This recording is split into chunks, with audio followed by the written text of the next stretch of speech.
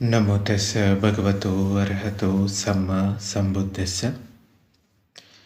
ఈరోజు మనం సుత్త నిపాతలోని సుభాషిత సుత్తం దీని గురించి మాట్లాడుకుందాం. భగవానుడు ఈ సుత్తంలో అసలు సుభాషితం 4 విధాలుగా ఉండాలని చెప్తాడు. దుర్భాషితం కాకుండా, ధర్మబద్ధంగా, అధర్మం కానిదిగా, ప్రియంగా, ఇంకా అప్రియం కానిదిగా, సత్యంగా అసత్యం కానిదిగా ఉండాలని చెప్తారు. అంటే సుభాషితం అంటే మనం మాట్లాడే మాటలు ఈ 4 రకాలుగా ఉంటున్నాయా లేదా అని చెక్ చేసుకొని మనం మాట్లాడాలి అని చెప్తారు. ఈ సూత్రం ఇలా మొదలవుతుంది. ఒక సమయంలో భగవానుడు శ్రావస్తిలోని జేతవనంలో అనాథ పిండికుడి ఆరామంలో ఉంటున్నాడు. అక్కడ భగవానుడు భిక్షువులను భిక్షువులారా అని సంబోధించారు.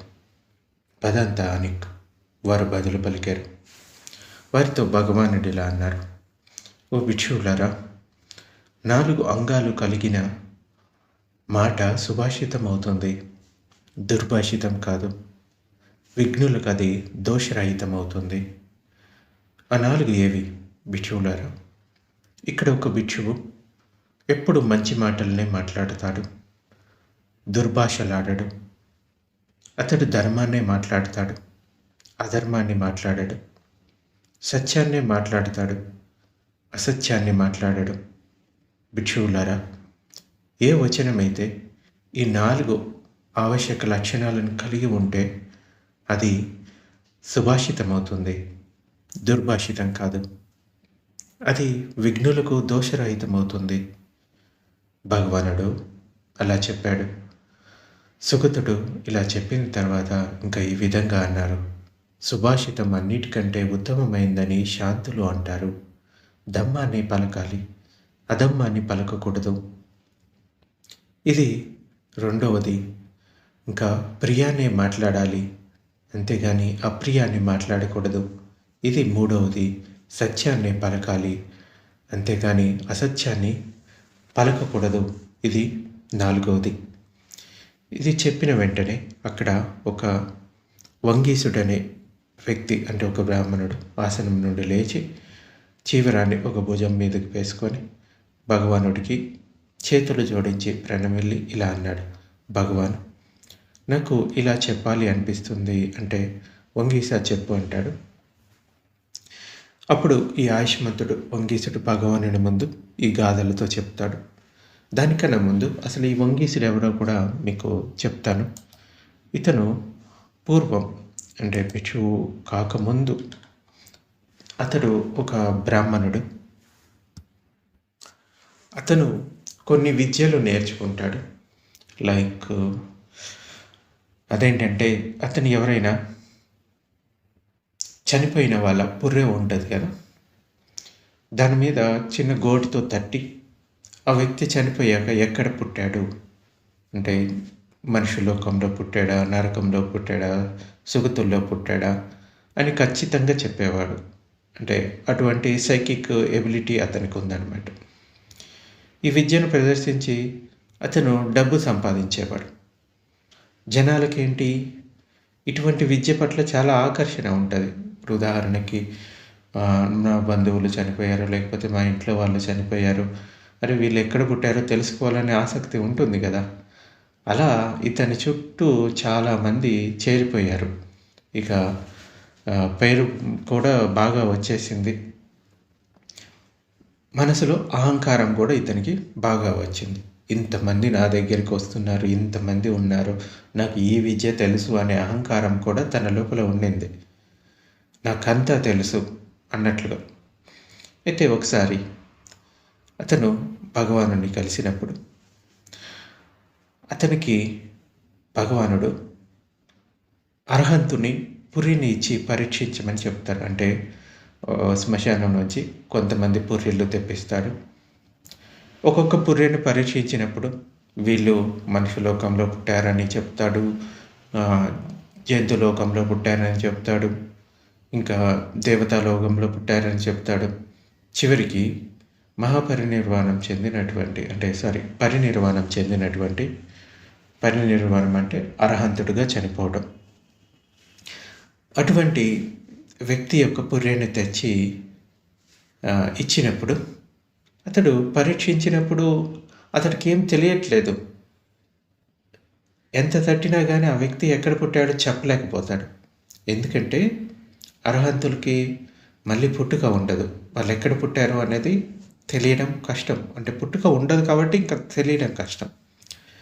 అప్పుడు ఈ వంగీసుడు ఆశ్చర్యపోయి ఆ వ్యక్తి ఎక్కడికి వెళ్ళాడో తెలుసుకునే విద్య నేర్పించమని బుద్ధుడిని కోరాడు.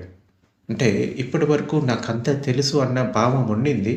ఎప్పుడైతే ఇది తెలియబడలేదో, అరే ఇంకా నేను తెలుసుకోవాల్సింది ఉండింది, దీన్ని ఎలాగైనా నేర్చుకోవాలి, ఇదేంటో నాకు నేర్పండి అంటే అప్పుడు భగవానుడు నిబ్బానానికి దారితీసే విద్యను నేర్పిస్తాడు. అప్పుడు అంటే భిక్షువుగా మారిన తర్వాతే నువ్వు ఈ విద్యను నేర్చుకోవాలంటే సన్యాసం తీసుకోవాలని చెప్తాడు భగవానుడు. అప్పుడు భిక్షువుగా మారి ప్రాక్టీస్ చేస్తాడు. ధర్మాన్ని ఆచరించి చివరికి గొప్ప జ్ఞానిగా మరియు ఒక మంచి కవిగా కూడా ఇతన్ని సంబోధిస్తారు. కొన్ని చోట్ల అంటే కవిత్వం రూపంలో గాథల్లో చెప్పినట్టుగా మనకి కనపడుతుంది. ఇలా ఆ వంగీసుడు ఆ సభలో భగవానుడు చెప్పిన ఈ 4 సుభాషితాలు ఎట్లా మాట్లాడాలి అన్న దాని గురించి చెప్పారు కదా. అది విన్న తర్వాత భగవానుడి దగ్గరికి వెళ్ళి నాకు కూడా ఒక విషయం చెప్పాలనిపిస్తుంది భగవాన్ అంటే చెప్పు వంగేశ అని భగవానుడు చెప్తాడు. అప్పుడు ఇలా చెప్తాడు, తనను ఇంకా ఇతరులను బాధించని మాటలు మాట్లాడాలి. అటువంటి మాటలు నిజంగా సుభాషితాలు. అందరూ సంతోషంగా స్వీకరించే ప్రియవచనాలనే అతడు పలకాలి. పాపకార్యాలు చేయకుండా ఇతరులకు ప్రియమైన పలుకులనే పలకాలి. ఇంకా సత్యం, అమృతవచనం ఇది ప్రాచీన ధమ్మం. శాంతులు సత్యంలో, మంచిలో, ధర్మంలో నిలబడతారు అంటారు. బుద్ధుని పలుకులు నిబ్బానానికి చేరుస్తాయి, దుఃఖాన్ని అంతం చేస్తాయి. మాటలన్నిటిలో అటువంటి మాటలు ఉత్తమమైనవి అని ఈ గాథలు చెప్పిన తర్వాత అతడు వెళ్ళి మళ్ళీ తన స్థానంలో కూర్చుంటాడు. ఇది ఈ సూత్రం. అయితే దీంట్లో ముఖ్యంగా మనం గ్రహించవలసిన విషయాలు ఏంటంటే మంచి మాటల్ని మాట్లాడాలి. అయితే ఇక్కడ 4 రకాల మాటల గురించి చెప్పారు. మొదటిది దుర్భాషలాడకూడదు. అది చక్కగా చెప్పబడిందై ఉండాలి.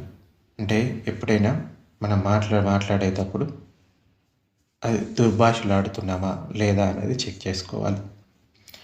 అది ధర్మబద్ధంగా ఉండాలి. ఇంకా అంటే న్యాయమైన మాటలే మాట్లాడాలి.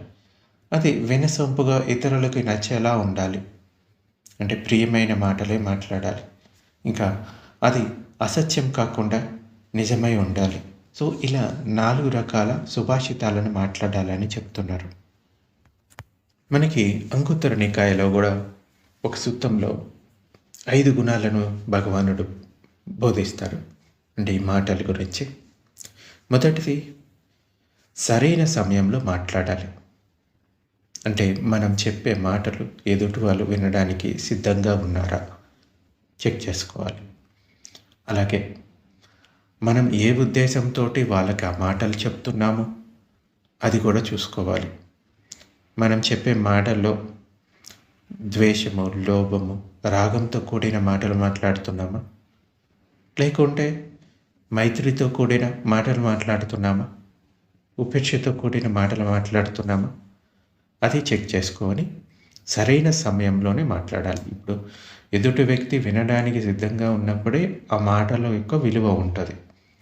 అలా కాకుండా సరైన సందర్భంలో చెప్పకపోతే ఆ మాటల విలువ కూడా పోతుంది. ఉదాహరణకి ఒక వ్యక్తిలో కోపం గురించి విషయం ఉందనుకోండి. మీరు ఆ వ్యక్తి కోపంగా ఉన్నప్పుడు నువ్వు కోపంగా ఉన్నావు అని చెప్తే ఏం చేస్తాడు? ఇంకా కోపం పెంచుకొని మిమ్మల్ని తిడతాడు. ఇంకా వీలైతే ఒక దెబ్బ వేస్తాడు. అంటే కొట్టడానికి కూడా వస్తాడు.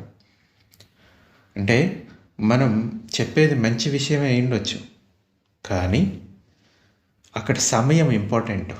ఇప్పుడు ఆ కోపం తగ్గిన తర్వాత వారికి చెప్పొచ్చు, ఓకే, బహుశా ఇంతకుముందు నువ్వు కోపంతో ఉన్నావు కదా, నీ మాటలను అదుపులో ఉంచుకొని ఉంటే బాగుండేది అని ఆ కోపం తగ్గిన తర్వాత చెప్తే కొంచెం బాగుంటుంది.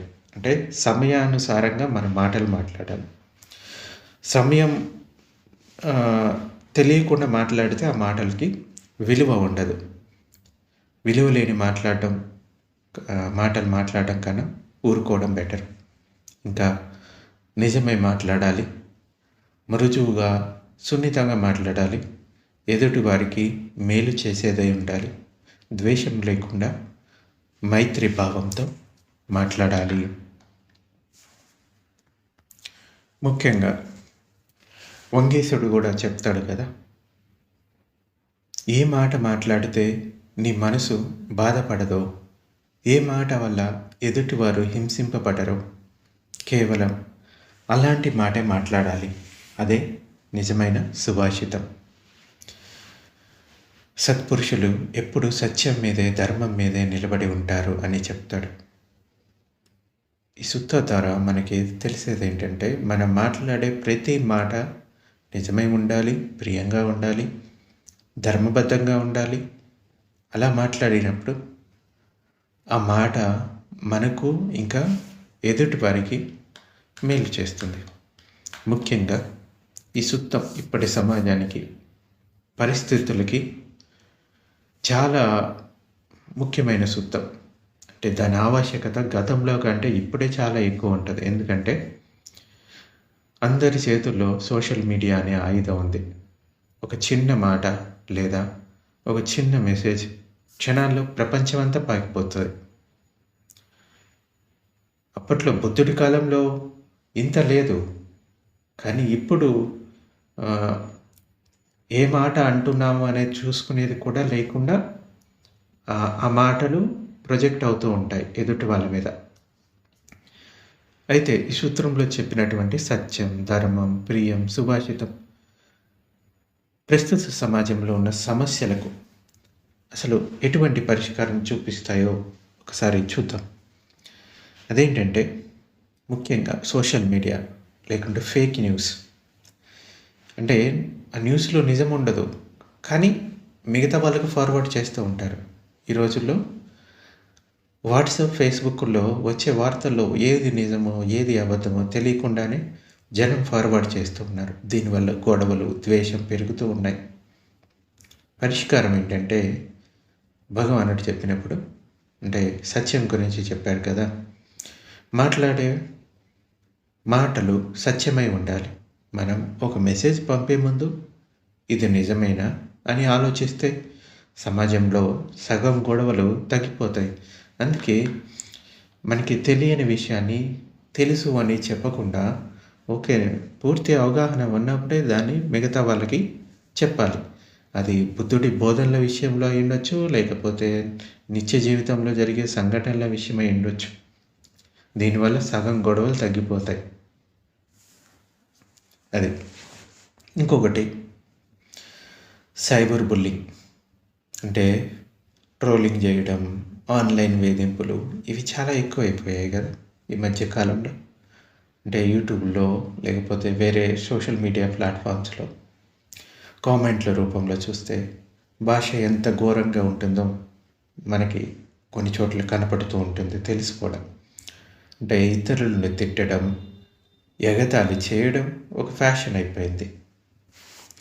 ఇక్కడ ఈ సూత్రం ఏం చెప్తుందంటే, ప్రియమైన మాటలే మాట్లాడాలి. అంటే ప్రియంగా, వినసొంపుగా ఉండాలి మనం మాట్లాడే మాటలు. మనం చెప్పాలనుకున్నది విమర్శ అయినా సరే అది ఎదుటి వారిని బాధ పెట్టకుండా మర్యాదగా చెప్పాలి. ఈ సూత్రం ఈ పరిష్కారాన్ని చూపిస్తుంది. ఇది ఆన్లైన్ ద్వేషాన్ని తగ్గిస్తుంది దీన్ని గనుక పాటిస్తే. మొదటిది, సత్యాన్ని పాటిస్తే కొంతవరకు నిజమైన వాటిని మనం సమాజంలో ప్రొజెక్ట్ చేయగలుగుతాం. రెండోది, ఎవరికైనా ఏదైనా చెప్పాలనుకున్నప్పుడు అది ఎదుటి వాళ్ళకి మంచిగా అనిపించే విధంగా ఉన్న మాటలు మాత్రమే చెప్పాలి. ప్రియంగా చెప్పాలి. ఏదంటే అది తిట్టడము, లేకపోతే వేధించే మాటలు మాట్లాడకూడదు. ఇంకా మూడవది సంబంధాల గురించి వస్తుంది. లేదంటే మెంటల్ హెల్త్ గురించి కూడా మనం చెప్పుకోవచ్చు. కుటుంబంలో భార్యాభర్తలు, లేకపోతే తల్లిదండ్రులు, పిల్లల మధ్య చిన్న చిన్న మాటలకి పెద్ద పెద్ద గొడవలు అవుతూ ఉంటాయి. కోపంలో అనే మాటలు వారి లోపల డిప్రెషన్కి దారితీస్తాయి. అవే మళ్ళీ మళ్ళీ తలుచుకుంటూ ఓవర్ థింకింగ్ చేస్తూ వాటిల్లో బాధపడుతూ ఉంటారు. ఇక్కడ మనకి ఈ సూక్తంలో అహింస గురించి కూడా చెప్పింది. అంటే వంగీసుడు చెప్పినట్లు తనను తాను బాధించుకొని ఇతరులను హింసించని మాటలే మాట్లాడాలి. కోపంలో నోరు జారకపోవడం వల్ల బంధాలు నిలబడతాయి, మనశ్శాంతి ఉంటుంది. అంచేత మనం మాట్లాడే మాటలు కుటుంబంతో కానీ, లేకపోతే బయట సొసైటీతో కానీ ఒక క్షణం ఆలోచించాలి. ఈ మాటల వల్ల భవిష్యత్తులో నేను పశ్చాత్తాపడతానా? ఇది అన్న తర్వాత ఒకవేళ అటువంటి పశ్చాత్తాపడే మాటలు ఏమైనా ఉంటే కనుక మళ్ళీ వాటిని రిపీట్ చేయకుండా మిమ్మల్ని మీరు అదుపులో ఉంచుకోవడానికి ప్రయత్నించండి. ఇంకొకటి ఏంటంటే ఆఫీసుల్లో జరిగే పాలిటిక్స్, లేకపోతే వెన్నుపోట్లు అంటారు కదా, గాసిప్పుల వల్ల ఆ పని వాతావరణం మొత్తం చెడిపోతుంది. అది ఎక్కడైనా కానీ ఒక సంస్థలో ఇవి కొన్ని చోట్ల జరుగుతూ ఉంటాయి. అయితే ఇక్కడ ఈ సూత్రం ఏం చెప్తుందంటే సమయానుకాలంగా ఇంకా ధర్మంగా మాట్లాడాలి. అంటే న్యాయంగా మాట్లాడటం వల్ల వారి పట్ల నమ్మకం పెరుగుతుంది. అలాగే సరైన సమయం కూడా ఉండాలి. ఏది ఎప్పుడు మాట్లాడాలో దాని టైమింగ్ తెలుసుకోవడం ఒక గొప్ప స్కిల్ అన్నమాట. ఒక యజమానితో అంటే బాస్తో అయినా, కొలీగ్స్తో అయినా సరైన సమయంలో ప్రయోజకరమైన మాటలు మాట్లాడితే కెరియర్ బాగుంటుంది. అలా కాకుండా ఎప్పుడంటే అప్పుడు ఏవంటే అవి మాట్లాడితే మీ చుట్టూ ఉన్న స్నేహితులతో బంధాలు కూడా పోతాయి. అంచేత ధర్మం అంటే న్యాయంగా మాట్లాడాలి, అలాగే సమయానుకూలంగా మాట్లాడాలి. ఇంకా కొన్ని చోట్ల డిబేట్లు చేస్తూ ఉంటారు. టీవీల్లో అరుపులు, ఒకరినొకరు దూషించుకోవడం చూస్తూ ఉంటాం కదా. దీనివల్ల చూసే జనాల్లో కూడా ఆవేశం పెరిగిపోతుంది. ఈ సూత్రం ఏం చెప్తుంది? సుభాషితం అంటే చక్కగా మాట్లాడటం. ఎవరైనా మాట్లాడేటప్పుడు ఈ మీడియా ప్లాట్ఫామ్లో కూడా ఈ సూత్రాన్ని పాటిస్తే సమాజం ఎంతో ఆరోగ్యకరంగా మారుతుంది కదా. ఒక మాటలో చెప్పాలంటే ఈ రోజుల్లో మన దగ్గర మాట్లాడడానికి స్వేచ్ఛ ఉంది. అంటే ఫ్రీడమ్ ఆఫ్ స్పీచ్ అంటారు కదా. మనం ఏదైనా మాట్లాడాలి అంటే ఆ స్వేచ్ఛ ఉంది. కానీ ఆ స్వేచ్ఛను ఎలా వాడాలో చెప్పే బాధ్యత ఈ సుభాషిత సూత్రం అందరికీ నేర్పిస్తుంది. చిన్నప్పుడు సామెత వింటూ ఉంటాం కదా, నోరు మంచిదైతే ఊరు మంచిదవుతుంది అనే సామెతకి ఈ సూత్రం ఒక ప్రామాణిక వివరణ కింద చూసుకోవచ్చు. అలాగే కేవలం మంచి భాష గురించి కాదు, ఇది దోషరహితంగా మాట్లాడాలి. మనం మాట్లాడే మాటలో ఎదుటి పండితులు లేకపోతే విఘ్నులు ఎవరు తప్పు పట్టలేనంత స్వచ్ఛంగా ఉండాలి. ఒక మాట మాట్లాడితే దానివల్ల రేపు మనకి పశ్చాత్తాపం కలగకూడదు. అయ్యో ఆ మాట ఎందుకన్నాను అని బాధపడే పరిస్థితి రాకూడదు. అదే నిజమైన సుభాషితం. అలాగే ఇది న్యాయంగా మాట్లాడటం గురించి కూడా చెప్పింది కదా. మన ఇంటెన్షన్ ముఖ్యం అన్నమాట, ఉద్దేశానికి సంబంధించింది. మనం మాట్లాడే మాట స్వార్థంతో కూడిందా లేకుంటే ధర్మంతో కూడిందా. కొన్నిసార్లు మనం నిజమే మాట్లాడతాం, కానీ అది ఎదుటి వారిని మోసం చేయడానికి లేదా దెబ్బ కొట్టడానికి వాడతాం. అది ధర్మం కాదు. ఆ మాట వల్ల మంచి జరగాలి కానీ చెడు కాదు. ఇంకా వినసొంపుగా మాట్లాడడం మనకు కొన్ని చోట్ల వస్తుంది కదా. తేనె పలుకుల్లాగా మాట్లాడాలి, చేదుగా మాట్లాడొద్దు అని చెప్తూ ఉంటారు కదా. తేనె పలుకులు అంటే ఎదుటి వాళ్ళని నొప్పించకుండా మాట్లాడే తత్వం. నిజమే చెప్పొచ్చు, కాకపోతే సందర్భాన్ని చూసుకొని చెప్పాలి. ఇది మన మానసిక స్థితిని చూపిస్తుంది. చాలామంది నేను ఉన్నది ఉన్నట్లు మొహం మీద చెప్తాను అని గర్వంగా ఫీల్ అవుతారు. కానీ ఈ సూత్రం ప్రకారం అది సరైన పద్ధతి కాదు. కఠినమైన నిజానికి కూడా ఎదుటివారి మనసు గాయపడకుండా సున్నితంగా చెప్పగలగడమే నిజమైన నైపుణ్యం. విషం లేని మాటలే ప్రియమైన మాటలు. అయితే నిజం చెప్పడం గురించి కూడా ఈ సూత్రం చెప్తుంది కదా. ఈ సొసైటీలో జీవిస్తూ ఉన్నాము. మేము అన్ని నిజాలే చెప్తే చాలా గొడవలు అయిపోతాయి. దానికి ఏంటి పరిష్కారం? ఇక్కడ సత్యం అనేది వాస్తవానికి దగ్గరగా ఉండటం. అబద్ధం చెప్పడం అంటే మనం సృష్టించుకున్న మాయా ప్రపంచంలో బ్రతకడం. సత్యం మాట్లాడడం అంటే ధైర్యంగా వాస్తవాన్ని స్వీకరించడం అన్నమాట. ఇంకా చివరిలో మనకి వంగీసుడు చెప్పాడు కదా, ఏ మాట అయితే తనను తాను తప్పింప చేసుకుంటాడు. అంటే తప అంటే వేడి లేకుంటే మంట అంటారు. మనం ఒక చెడ్డ మాట లేదా అబద్ధం మాట్లాడినప్పుడు బయట వారికి హాని జరగకముందే మన లోపల ఒక భయం, గిల్ట్ వస్తుంది, లేదా ఆందోళన అనే మంట పుడుతుంది. అందుకే మనల్ని మనం కూడా బాధ పెట్టుకునే మాటలు మాట్లాడకూడదు. చెడ్డ మాట ముందుగా మాట్లాడిన వాడిని దహించి వేస్తుంది. మంచి మాట మనసుకి చల్లదనాన్ని ఇస్తుంది. అందుకే వంగీసుడు నిన్ను నువ్వు కాల్చుకోని మాటలే మాట్లాడు అని చెప్తాడు. ఇంకా సత్యమే మరణం లేని వాక్కు, అంటే అమృతమైన వాక్కు అన్నాడు కదా. మామూలు మాటలు గాల్లో కలిసిపోతాయి, కానీ సత్యం, నిజం ఏదైతే ఉందో ఎప్పటికీ నిలిచి ఉంటుంది. ఇక్కడ ముఖ్యంగా అమత అంటే అమృత అని వచ్చింది కదా. అమత అంటే నిబ్బానం లేదా మోక్షం అని కూడా అర్థం. అంటే సత్యం మాట్లాడడం అనేది కేవలం నైతికత మాత్రమే కాదు, అది మనల్ని మోక్షం వైపు నడిపించే ఒక ఆధ్యాత్మిక సాధన. బోధిసత్వుడిగా ఉన్నప్పుడు ఆయన మిగతా శీలాల్లో కొన్నిసార్లు పొరపాట్లు చేసి ఉండొచ్చు, కానీ ఈ సత్యం విషయంలో మాత్రం ఎప్పుడు పొరపాటు చేయడని చెప్తాడు. ఒకవేళ ఆయన ఏదైనా హింస లేకపోతే అంటే మిగతా శీలాలు తప్పినా వాటిని ఎవరైనా అడిగినప్పుడు బోధిసత్వుడు నిజమే చెప్పేవాడు. అవును, నా మనసులో ఈ భావన కలిగింది, అందువల్లే ఇది చేశాను, నేనే చేశాను అని ఒప్పుకునేవాడు. ఆ మాటను దాటి వేసేవాడు కాదు. అంటే ముఖ్యంగా నిబ్బానాన్ని పొందాలి అనుకొని ఈ మార్గంలో నడవాలి అనుకుంటే ఈ సత్యం యొక్క ప్రాముఖ్యతను మనం గుర్తించాలి. ఇది ఈ మార్గంలో ముందుకెళ్ళడానికి మనకి హెల్ప్ అవుతుంది. అందుకే మాటలు ఎలా ఉండాలి అనేది చూసుకోవాలి. భవిష్యత్తులో మనల్ని పశ్చాత్తాపం కలిగించే మాటలు బహుశా ఇప్పుడు మనల్ని మనం కంట్రోల్లో ఉంచుకొని మాట్లాడకపోవడమే మంచిది. అంటే మనం మాట్లాడే ముందు మనసులో ఈ 3 ప్రశ్నలు వేసుకోవాలి. ఆ ద్వారా మాటను పంపించాలి. మొదటిది ఏంటంటే, నేను మాట్లాడే మాటలు నిజమైనవేనా, సత్యంగా ఉంటాయా? ఒకవేళ లేదు, కాదు అనిపిస్తే అక్కడే ఆపేయండి. రెండవది, ఇది అసలు అవసరమా, ధర్మమేనా?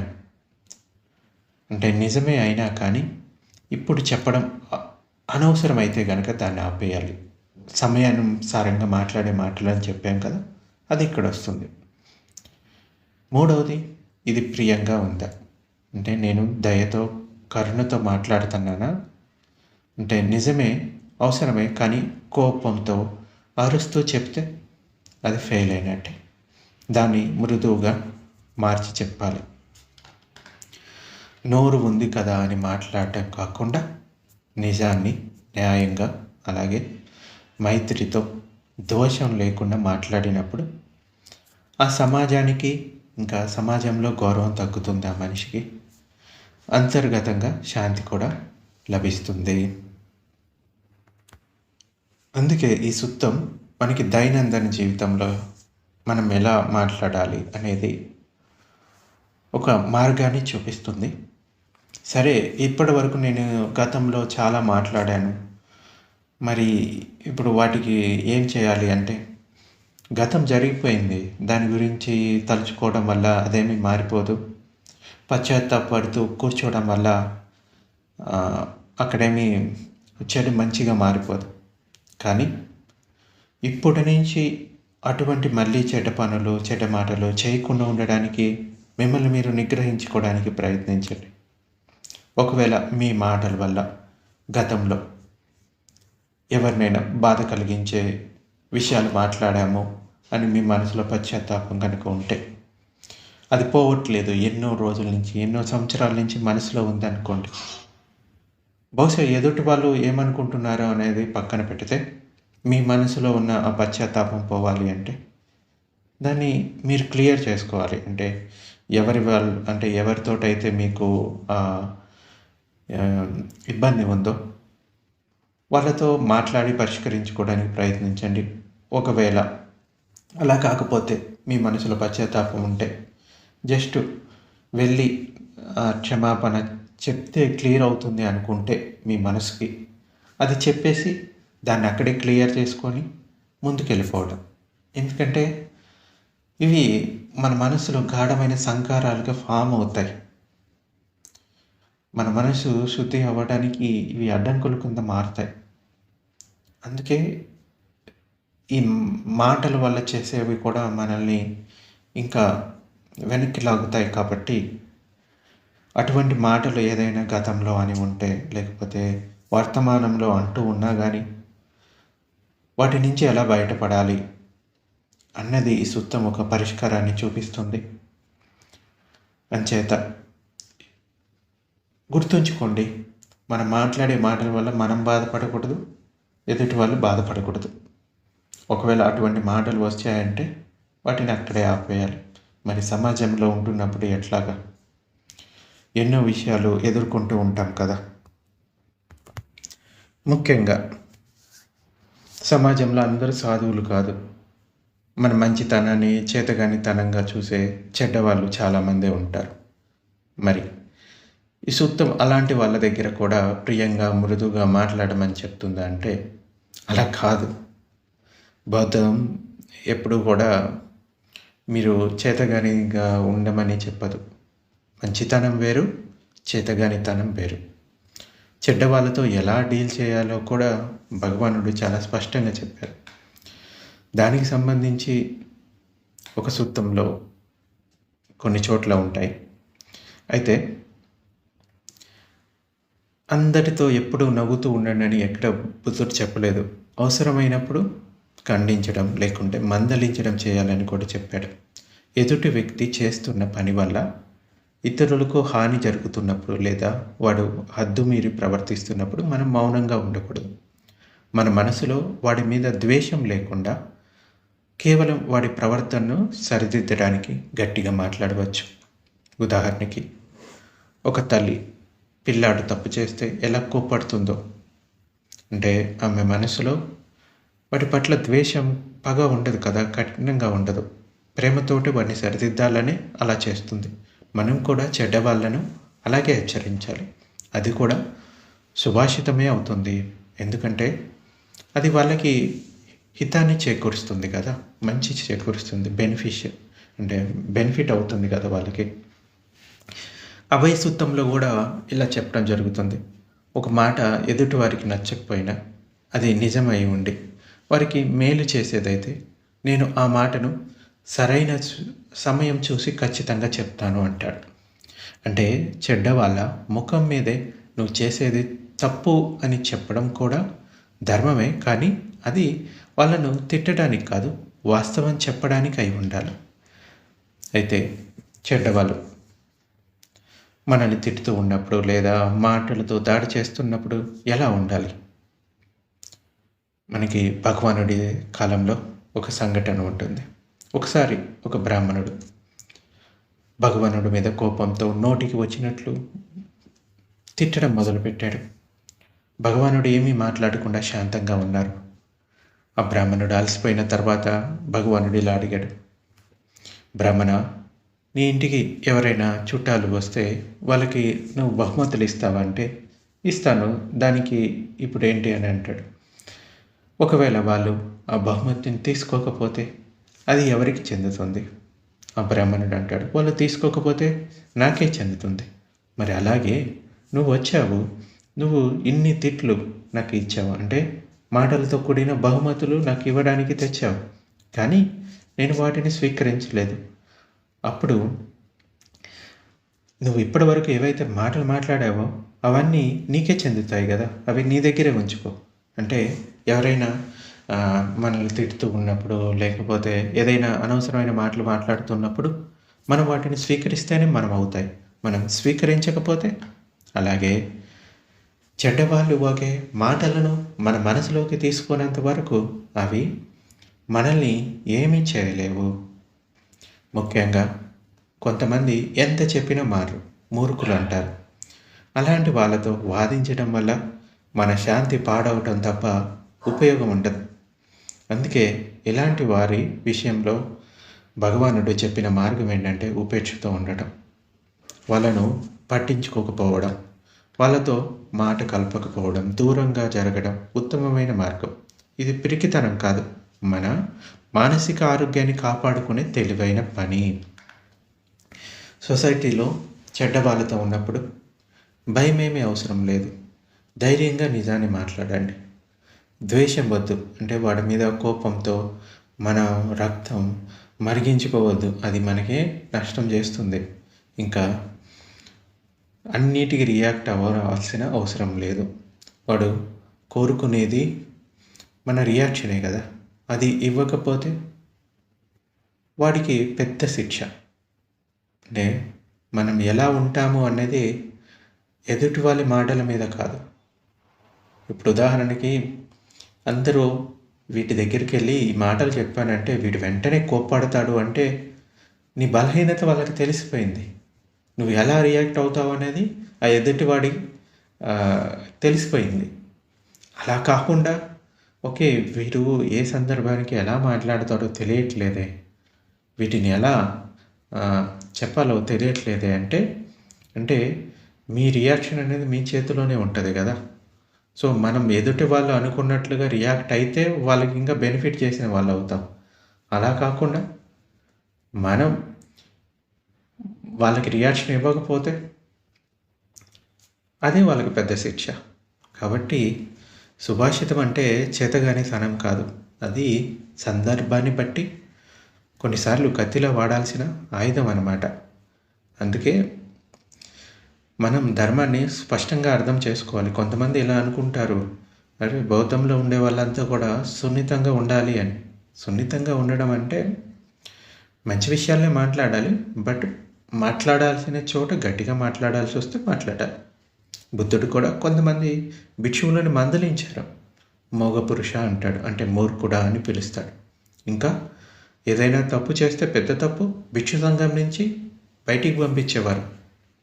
ఒకానొక సందర్భంలో అంటే తప్పు అని కాదు, ఎవరైనా కానీ అంటే ఈ శాంతికి భంగం కలిగించే విధంగా ఉంటే వాళ్ళని దూరం పెట్టేవాడు.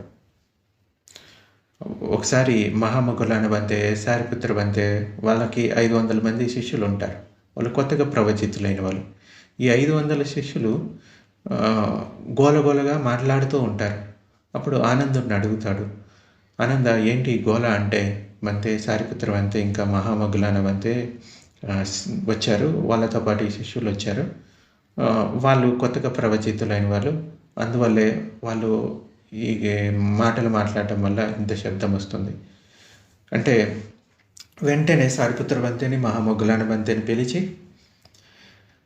ఇలా చెప్తారు, మీరు ఇక్కడి నుంచి వెళ్ళిపోండి, దూరంగా వెళ్ళిపోండి. అంటే ఆ మాటల వల్ల ఆ వాతావరణం అంతా కూడా ఒక శాంతిని కోల్పోయే విధంగా ఉంటుంది. అందువల్ల వాళ్ళని ఇక్కడి నుంచి వెళ్ళండి అని చెప్తారు. ఆ తర్వాత మళ్ళీ వేరే ఒక గృహస్థుడు భగవానుడితో మాట్లాడి వాళ్ళని మళ్ళీ తీసుకొని వస్తారు, వాళ్ళకి ధమ్మాన్ని బోధిస్తారు. కాకపోతే ఇక్కడ చెప్పేది ఏంటంటే ఇక్కడ అవసరమైనప్పుడు గట్టిగా మాట్లాడాలి, అలాగే మన మనసులో ఎటువంటి ఉద్దేశంతోటి మాట్లాడుతున్నామనేది కూడా చూసుకోవాలి. అది కూడా చాలా ఇంపార్టెంట్. ఉద్దేశం మంచిది కాకుండా కేవలం పైకి సున్నితంగా మాట్లాడుతున్నట్టు లోపల మాత్రం ద్వేషంతో రగిలిపోతూ ఉంటే అది సుభాషితం అవ్వదు. ముఖ్యంగా ఉద్దేశం చాలా ఇంపార్టెంట్ కదా! అది. సో, ఇది ఈరోజు సూక్తం.